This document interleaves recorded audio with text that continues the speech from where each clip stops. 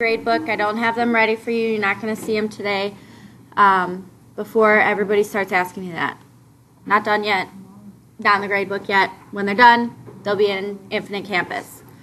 So today I do want to move on to our next section in Chapter 6. That has to do with rectangles.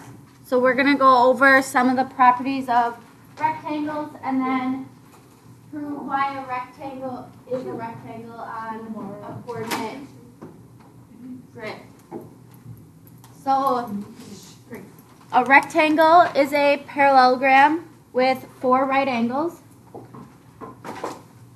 Okay, so all 4 angles in a rectangle are right angles.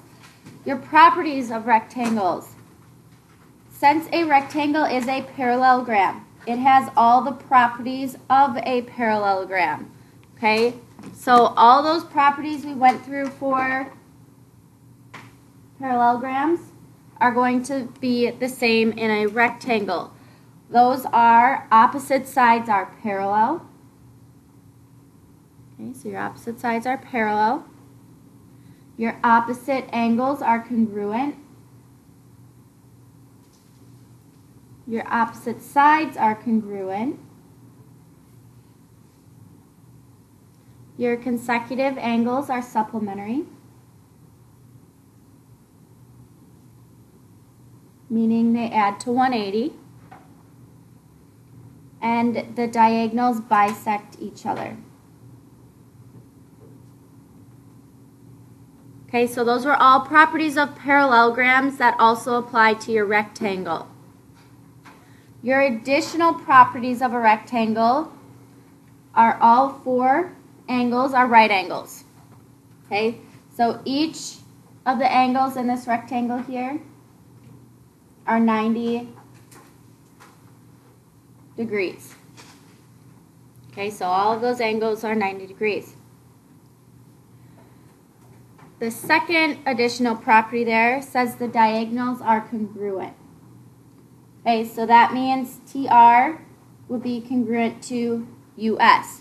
Now, since your diagonals bisect each other, because that's a property of parallelograms, that means all 4 of these pieces that hit at point Q here are going to be congruent to each other. Okay, so QU is congruent to QT, QS, and QR within a rectangle. So if you look at each of these 4 triangles, those are all isosceles triangles, right? So if I look at triangle TQU, it is isosceles. It has 2 sides congruent, meaning these 2 angles within your rectangle here would be congruent as well, because those are the base angles of an isosceles triangle. Okay, so something just to keep in mind. I believe you have some problems that you'd have to use that property of isosceles triangles within your homework. Questions on those properties? We're only adding 2 for rectangles. You should already know the ones for parallelograms. Alright, so we're going to do some examples. So example 1 here, we have quadrilateral RUTS. Above is a rectangle. And I'm just going to redraw this so we can label it a little bit better instead of using the one above. So we have RUTS.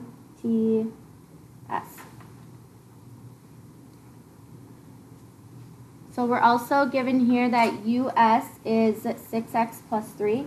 So US is this diagonal right here. So that entire diagonal is 6x plus 3. And we're given RT, which is the other diagonal in our rectangle, is 7x minus 2. So one of my properties of rectangles is that the diagonals are congruent. So since those diagonals are congruent, US equals TR, I can set those measures equal to each other to solve for x.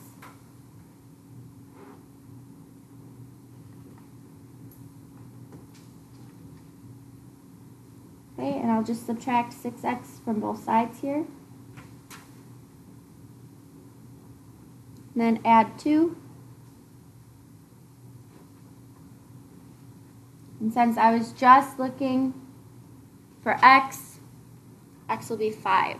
Make sure you look back to see if you're trying to find the length of, say, TR, okay, so that you could plug in that 5 for x and get your actual answer then.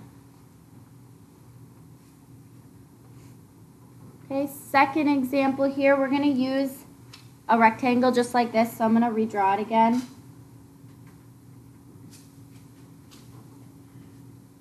Just so we can label. Alright, in this one, we have the measure of angle STR. So STR, that means I need this diagonal drawn in. So STR, that angle right there, is 8x plus 3. And the measure of angle UTR is 16x minus 9. So UTR would be this angle here. And that is 16x minus 9. And we want to find the measure of angle STR. So first we need to solve for x and then plug in that value to get that actual angle. Now using this information, what could I do to set up an equation to solve for x? Alexis? Set them equal to 90. So I can add both of these together. So 8x plus 3 plus 16x minus 9.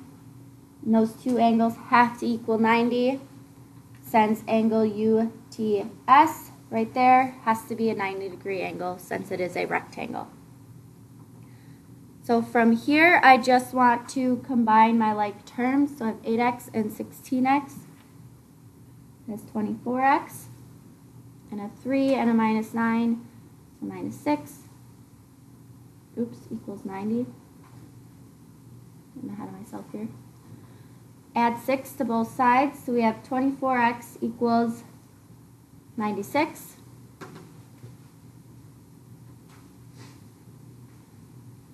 We'll divide both sides by 24. Okay, so that we get x is equal to 4. Okay, and then I want you to plug in 4 for x for STR. Hello? Yes. Okay. Yeah.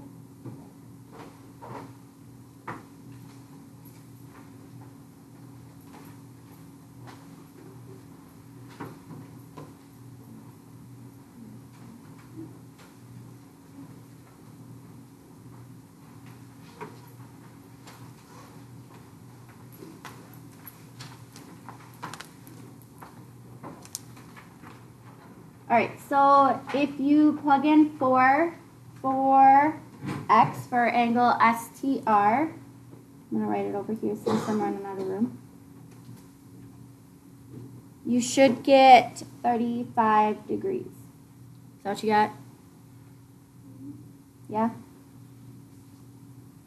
Perfect. Okay, questions on those two examples there?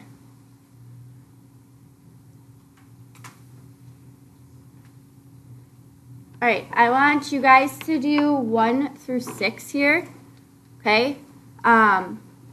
If you don't understand one of them, don't just sit there and stare at it, skip it and go to the next one. There are a few in here that might be a little bit more challenging, but talk to the people around you to help you figure it out. Okay, so do those 6 problems using your properties of rectangles and parallelograms.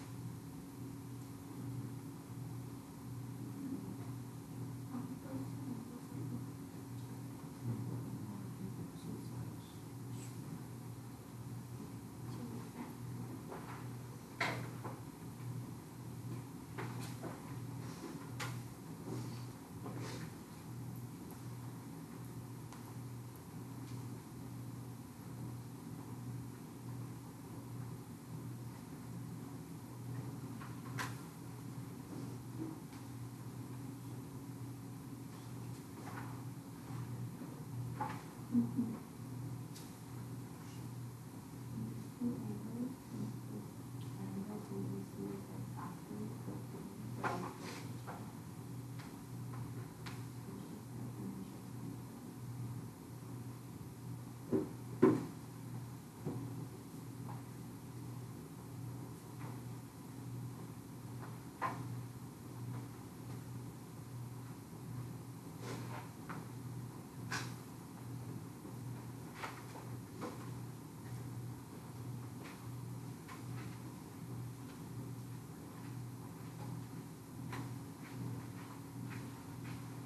you don't understand number 5, skip it and try number 6.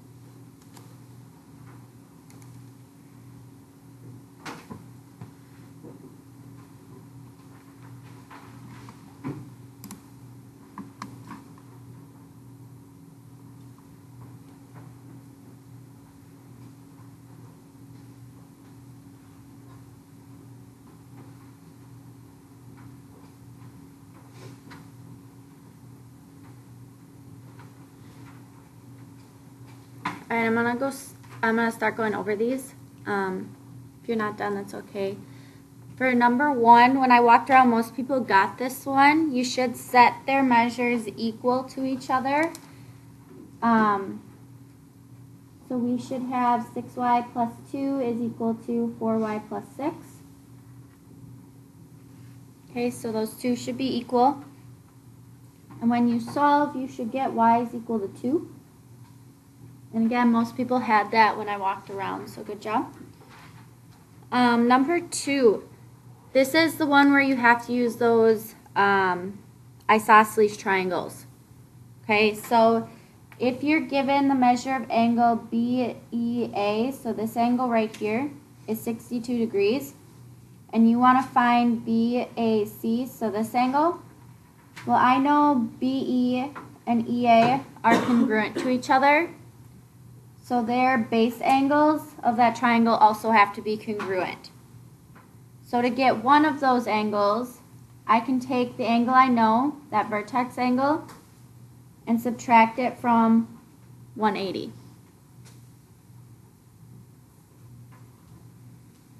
Okay, that's 118.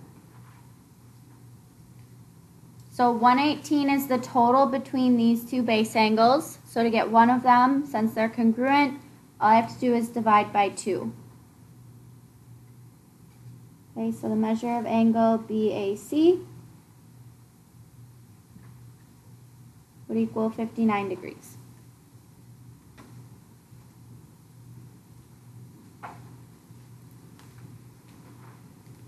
Okay, and again, I think most people got that one. Number 3. This one, if you have the measure of angle AED, so this one right here is 12x, and the measure of angle BEC, this one where this big E is right here, is 10x plus 20.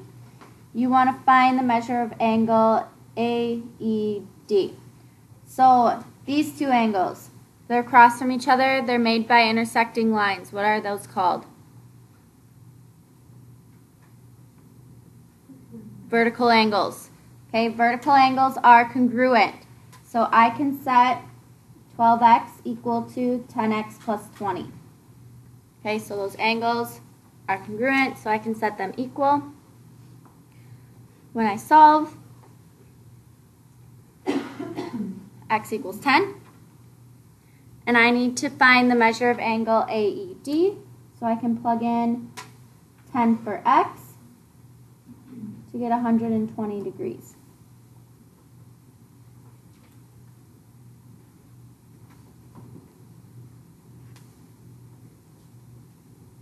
Okay, so don't forget about those vertical angles. Number 4, you have BD, which is the entire diagonal there, is 8y minus 4. And AC, that entire diagonal, is 7y plus 3. And you want to find BD. Well, since it's a rectangle, your diagonals are congruent, so I can set those measures equal.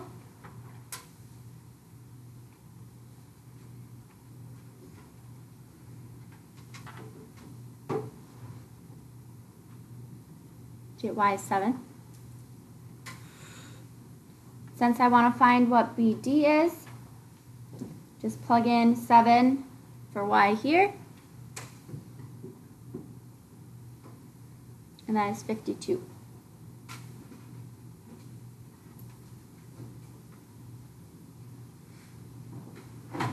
Okay, questions on those 4 so far? Number 5 is the one that stumped most people. So in 5, you have the measure of angle DBC. That's this angle right here, is 10x. And the measure of angle ACB, this angle here, is 4x squared minus 6. And we want to find the measure of angle ACB, so this angle right here. Now, just like before in number 2, this is an isosceles triangle, meaning your base angles are congruent. Okay, so I'm going to need a lot of room here. So I can set 10x equal to 4x squared minus 6. Now, if you have an x and an x squared within your problem, you need to get everything on one side of your equation, okay? And you need to factor it. So I'm going to subtract 10x from both sides.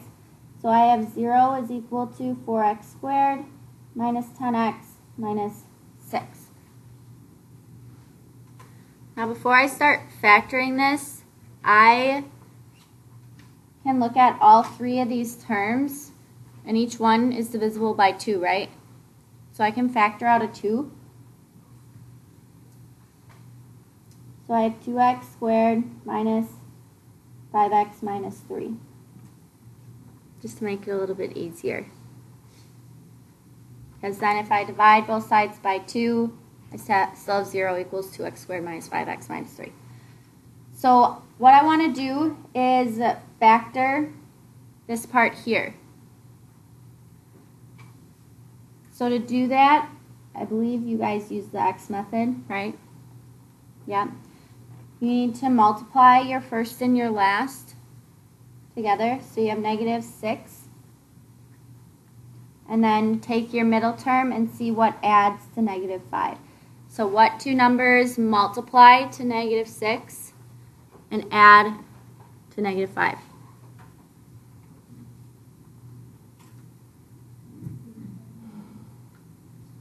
It's not 2 and 3. That's what you're thinking. It's 1 and 6. It's negative 6 and positive 1.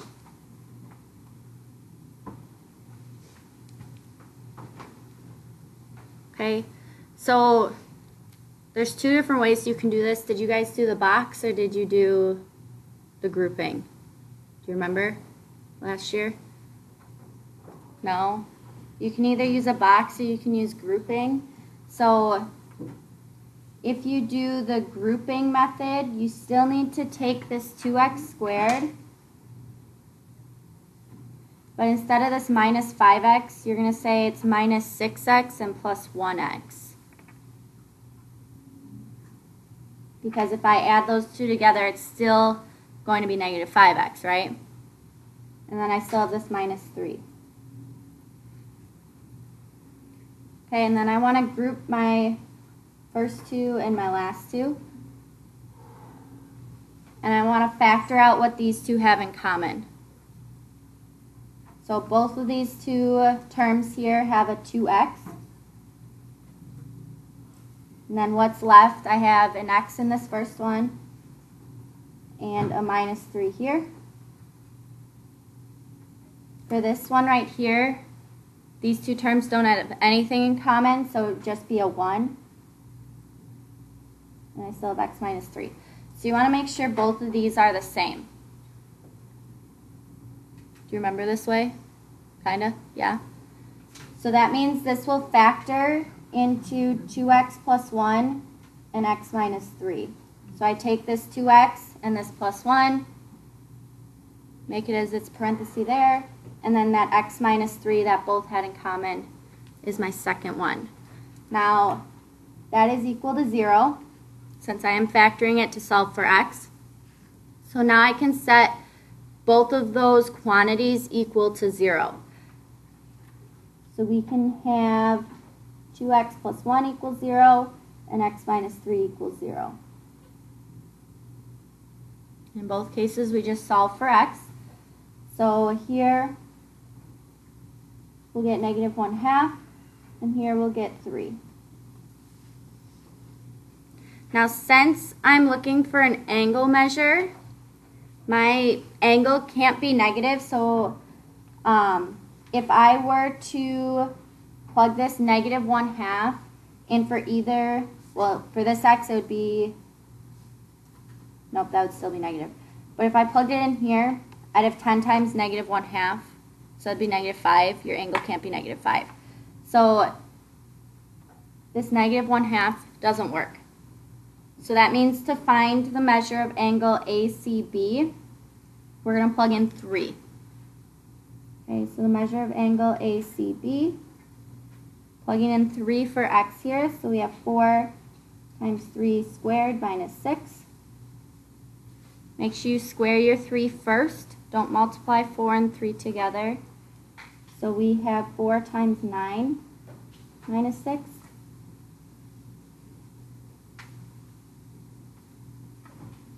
That is 36 minus 6.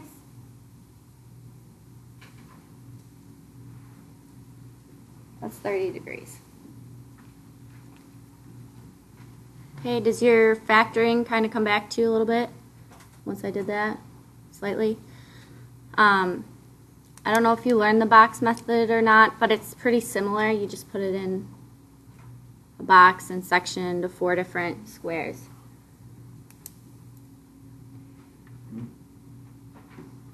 All right, the last one then, number 6, may have stumped you a teensy bit. So in this one, you have AB is 6, BC is 8, and you want to find BD, right? Well, isn't BD the same as AC? Yes, because your diagonals are congruent. So if I look at AC, AB, and BC, what type of triangle is that? If this is a rectangle, what type of triangle does this create? It's a right triangle. So if I have 2 sides of a right triangle, how do I find the third? Pythagorean theorem. So I can use a squared plus b squared equals c squared.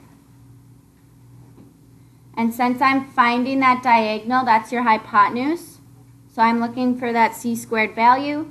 So I can plug in 6 and 8 for a and b. So we have 6 squared plus 8 squared equals c squared.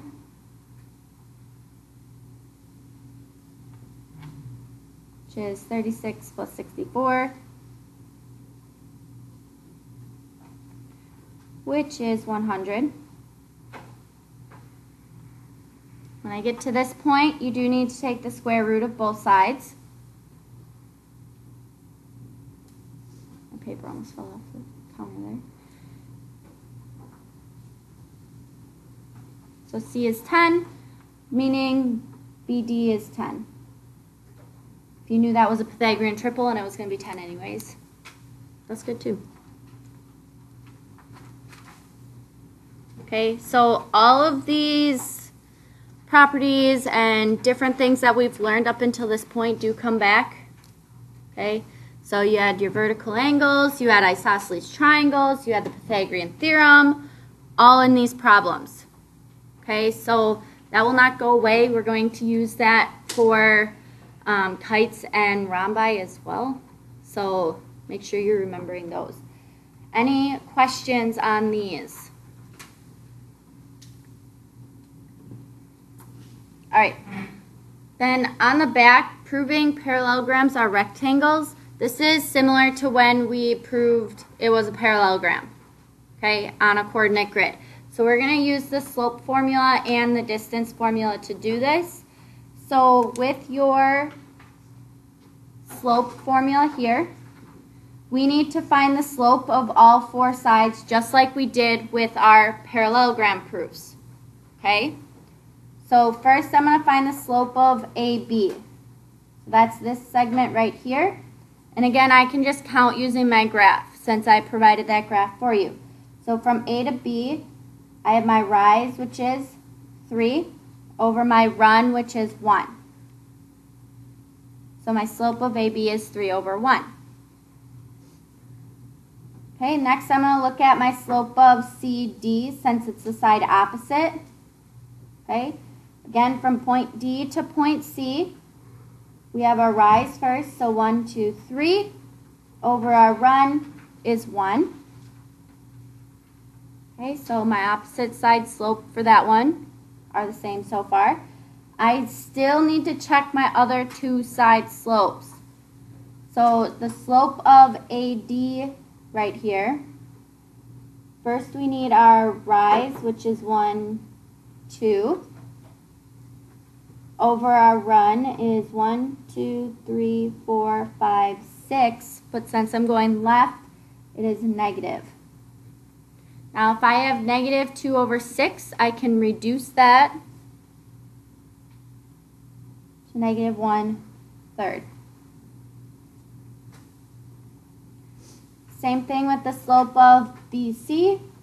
So again, first we need our rise, so 2. Over our run, 1, 2, 3, 4, 5, 6. So negative 6 since I went left. And again, reduce that to negative 1/3.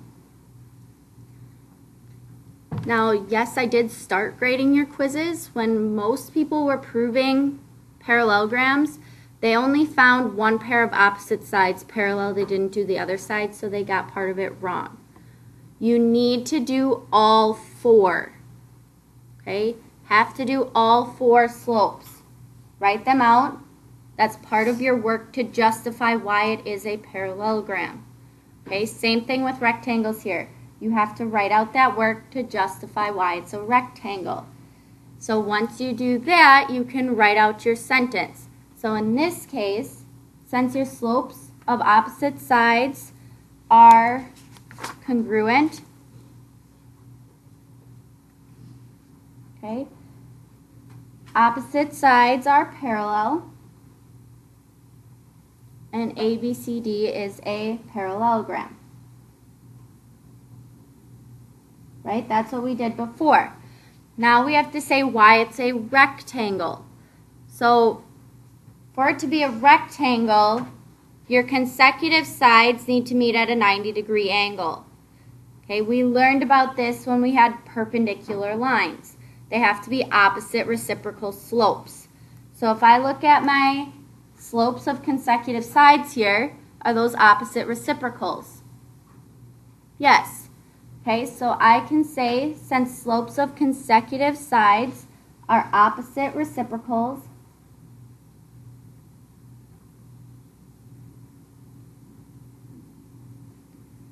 your consecutive sides form right angles, and ABCD is a rectangle. So again, just like with parallelograms, you need to write this out. Okay, it is considered a proof. You need to write out why it is a rectangle. Okay, so that's using the slope formula. It's a little bit easier, right? The second method, again, is using the distance formula. So, again, your distance formula, x sub 2 minus x sub 1 squared, y sub 2 minus y sub 1 squared. Okay, so I have side AB done for you. We are just using the coordinates from above up here. So A, B, C, and D. And plugging it in to that distance formula there. Okay, so doing that same process for CD, BC, and AD. We all remember how to use the distance formula, right? Hope so, we've done it enough. For CD, you do get the square root of 10. You can go back and do this. I just want to get through this because we're almost out of time here. BC, you would get the square root of 40. And AD, the square root of 40. Okay, and again, just leave it in that root form, okay, in radical form. It's a little bit easier to compare then.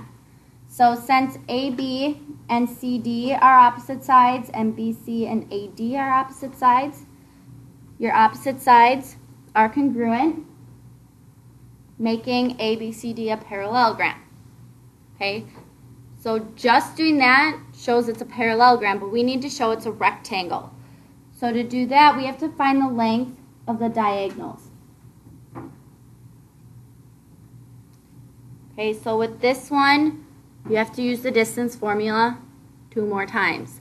So in total, you have to use the distance formula 6 times to prove it's a rectangle when using that method. So for AC,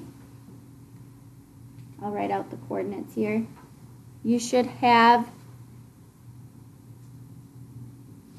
-3 minus 4 squared.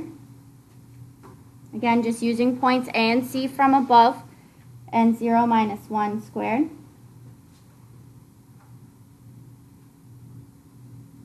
To get the square root of 50. Okay, same thing with BD. Again, these are the diagonal coordinates. So taking point B and point D, we have the square root of -2 minus 3 squared plus 3 minus a -2 squared. And that equals the square root of 50 as well.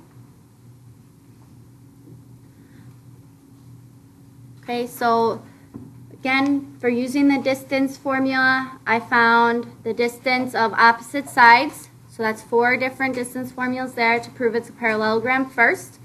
And then I had to find the distance of the diagonals. So BD and AC, the distance between those points. Make sure those are the same. So since the diagonals are congruent, ABCD would be a rectangle. Because in a rectangle, your diagonals have to be congruent.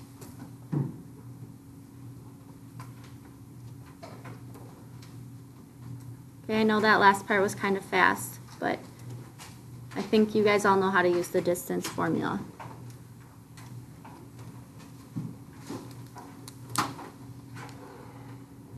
Okay, questions on proving a rectangle? So again, on your assignment, you have 2 of these types of problems. One, you're using the slope formula. The other, you're using the distance formula. For the one with the distance formula, you should have it 6 different times. Okay? So 4 distance formulas for opposite sides, 2 for the diagonals. And then make sure you write out a sentence justifying why it is or is not a rectangle. Okay, don't just say yes and no. Write out why. Use your slopes to justify, use your distance formula to justify.